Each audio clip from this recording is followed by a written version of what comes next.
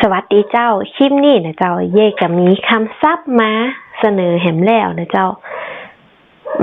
เอาเป็นว่าคลิปนี้เราจะมาอู้2คำศัพท์แล้วกันนะเจ้ากำแหลกเลยเนาะบินแปลว่าหันเหยกตัวอย่างเช่นบินหน้าแปลว่าหันหน้าบินหลังต่ำแปลว่า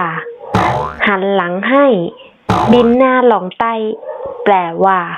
หันหน้าไปทางทิศใต้คำที่2นะเจ้าโบะแปลว่าพายกตัวอย่างเช่นโบะมะเต้า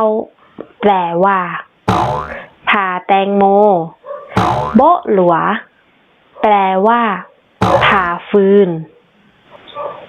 ทบทวนนะเจ้าบินโบะ